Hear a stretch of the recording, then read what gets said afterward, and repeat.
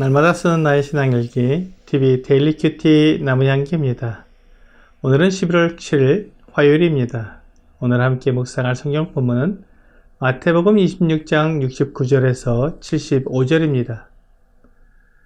베드로가 바깥들에 앉았더니 한 여종이 나와 이르되 너도 갈릴리 사람 예수와 함께 있었도다 하거늘 베드로가 모든 사람 앞에서 부인하여 이르되 나는 내가 무슨 말을 하는지 알지 못하겠노라 하며 앞문까지 나아가니 다른 여종이 그를 보고 거기 있는 사람들에게 말하되 이 사람은 나사렛 예수와 함께 있었도다 하며 베드로가 맹세하고 또 부인하여 이르되 나는 그 사람을 알지 못하노라 하더라. 조금 후에 곁에 섰던 사람들이 나와 베드로에게 이르되 너도 진실로 그 도당이라 내 말소리가 너를 표명한다 하거늘 그가 저주하며 맹세하여 이르되 나는 그 사람을 알지 못하노라 하니 곧 닭이 울더라. 이에 베드로가 예수의 말씀에 닭 울기 전에 내가 3번 나를 부인하리라 하심이 생각나서 밖에 나가서 심히 통곡하니라. 베드로는 갈릴리 바다에서 물고기를 잡던 어부였습니다. 그는 배를 타고 거친 바다에 나아가 파도와 싸우며 살아온 강인한 성격의 인물이었을 것입니다. 그렇기 때문에 그가 12제자들 중에서 인도자의 역할을 해왔습니다. 사도행전에 나타나는 베드로의 모습은 제자들 중 첫 번째 모습으로 보입니다. 이렇게 강하고 두려움이 없을 것처럼 보이는 베드로이지만 그도 죽음 앞에서는 두려워할 수밖에 없었습니다. 사실 모든 사람은 죽음을 두려워합니다. 히브리서 2장 15절은 또 죽기를 무서워함으로 일생에 매여 종노릇하는 모든 자들을 놓아주려 하심이니라고 말씀하고 있습니다. 사탄이 사람들을 자기에게 종노릇하도록 위협하는 것이 바로 죽음입니다. 사람들은 죽지 않으려고 사탄에게 매여서 평생 속아 사는 것입니다. 그런데 누가복음 12장 4절과 5절은 내가 내 친구 너희에게 말하노니 몸을 죽이고 그 후에는 능히 더 못하는 자들을 두려워하지 말라. 마땅히 두려워할 자를 내가 너희에게 보이리니 곧 죽인 후에 또한 지옥에 던져넣는 권세에 있는 그를 두려워하라. 내가 참으로 너희에게 이르노니 그를 두려워하라고 말씀하십니다. 사람도 다른 사람을 죽일 수 있습니다. 사탄도 사람들을 죽일 수 있습니다. 하지만 그 다음에는 아무것도 하지 못합니다. 그런데 하나님은 사람을 죽인 후에 지옥에 던져 넣으시는 권세를 가지신 분입니다. 하나님께서는 사탄과 귀신들을 지옥에 던져 넣으실 것입니다. 그러므로 사탄과 귀신들이 하나님 앞에서 두려워 떠는 것입니다. 베드로는 주 예수님이 잡혀서 대제사장의 집으로 끌려가는 것을 보고 멀찍이 따라갔습니다. 그리고 그도 대제사장의 집 뒷뜰로 들어갔습니다. 주 예수님이 어떻게 되는지 궁금했던 것입니다. 그리고 그는 주 예수님을 사랑했습니다. 그러므로 주님의 안위가 염려되었던 것입니다. 하지만 베드로가 곤란하게 되었습니다. 한 여종이 베드로를 보고는 너도 갈릴리 사람 예수와 함께 있었도다 라고 말했습니다.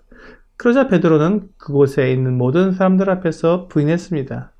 나는 내가 무슨 말을 하는지 알지 못하겠노라. 주 예수님께서 베드로에게 오늘 밤 닭이 울기 전에 3번 부인할 것이라고 말씀하셨을 때 베드로는 결코 그렇지 않다고 말하면서 내가 주와 함께 죽을지언정 주를 부인하지 않겠다고 장담했었습니다. 하지만 그는 한 여종 앞에서 주님을 부인하고 말았습니다. 베드로는 아마도 이런 상황이 아니라 어떤 성전이나 회당 같은 곳에서 많은 사람들과 예수님에 대해 변론하는 것을 생각했을지도 모릅니다. 그런 장소였다면 베드로가 주님을 부인하지 않았을 수도 있었을 것입니다. 하지만 베드로가 생각지 않은 곳에서 전혀 예상치 못한 사람에게 도전을 받았고 또한 그곳에 있는 사람들은 지금 살기등등하여 있었기 때문에 어떤 변명의 말도 또 어떤 이성적인 토론도 가능하지 않을 것 같은 상황 속에서 두려움 때문에 주님을 부인하게 되었습니다. 그런데 이렇게 한번 부인한 베드로에게 다른 여종이 다가와 다른 사람들에게 이 사람은 나사렛 예수와 함께 있었도다 라고 말했습니다. 그러자 베드로는 두려웠습니다. 만일 자기가 예수님과 함께 있는 사람이라는 것이 드러나게 되면 사람들에게 잡혀서 죽임을 당하게 될지도 모르는 상황이었습니다. 그러자 베드로는 맹세하고 또 부인하여 나는 그를 알지 못하노라고 대답했습니다. 이번에는 맹세까지 하면서 주님을 부인한 것입니다. 이렇게 한번 약점을 잡힌 이 가련한 제자는 사탄이 그냥 두지 않았습니다. 철저히 무너뜨리기 위해 3번째 강한 도전을 했습니다. 곁에 섰던 사람들이 베드로에게 너도 진실로 그 도당이다. 내 말소리가 너를 표명한다고 말했습니다. 그래서 베드로는 저주하며 맹세하면서 나는 그 사람을 알지 못하노라고 부인했습니다.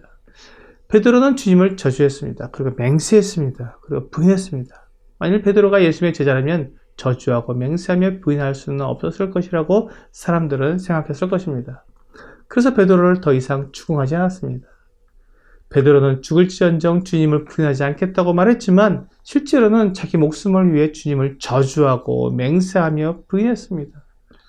만약 한 번 부인한 것으로 끝났다면 자기가 너무 당황스러워서 얼떨결에 그렇게 말한 것이라고 변명할 수도 있었지만 3번씩이나 그것도 저주하고 맹세하며 부인한 것은 아무런 변명도 할 수 없는 사실이 되었습니다. 바로 그때 닭이 울었습니다. 베드로는 비로소 주 예수님께서 닭 울기 전에 내가 3번 나를 부인하리라 하신 말씀이 생각이 났습니다. 베드로는 자신이 결코 주님을 부인하지 않겠다고 장담하던 그 말도 생각이 났을 것입니다. 그는 너무나 부끄러워졌습니다. 결국 밖으로 나가서 심히 통곡을 했습니다. 수많은 감정이 교차했을 것입니다. 부끄럽고 미안하고 화도 나고 어처구니 없는 마음에 울고 또 울었을 것입니다. 이 눈물은 베드로의 후회의 눈물이었습니다.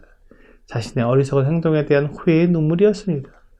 그는 자신의 잘못을 아는 순간 그것을 무마해 버리거나 감추지 않았습니다. 그는 바깥으로 나가서 심히 통곡했습니다. 그 모습을 하나님께서 보셨습니다. 감사한 것은 이렇게 주님을 부인한 베드로를 주 예수님께서 버리지 않으셨다는 것입니다. 또한 베드로도 주님을 떠나지 않았습니다. 베드로는 여전히 제자들과 함께 지냈고 부활하신 주님을 만났습니다. 그리고 부활하신 주 예수님께서 그를 다시 회복시켜 주셨습니다. 베드로는 주님을 부인한 이 사건을 통해 겸손해졌을 것입니다. 결코 자신을 의지하지 않아야 한다는 큰 교훈을 받았을 것입니다. 오늘의 적용 질문을 보겠습니다. 내가 넘어질 때마다 다시금 일어설 수 있었던 것은 무엇 때문입니까? 우리는 하루에도 여러 번 잘못을 하고 실수를 합니다. 그런데 그런 실수 때문에 하나님을 떠나거나 자신을 망가뜨려 버린다면 그는 더 큰 잘못을 하는 것입니다. 사람이 태어나서 걸을 때까지 수만 번 넘어진다고 합니다. 그렇게 넘어지고 다시 일어남으로 결국 걸을 수 있게 됩니다.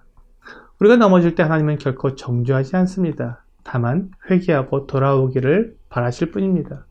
우리가 돌아가면 언제든지 받아주시는 하나님이 계시기 때문에 우리는 넘어져도 다시금 일어설 수 있는 것입니다. 오늘 내가 넘어지고 쓰러져도 결코 그곳에 주저앉는 것이 아니라 나를 받아주시는 주 예수님을 바라보면서 다시금 일어서는 여러분과 제가 되기를 주 예수님의 이름으로 기도합니다.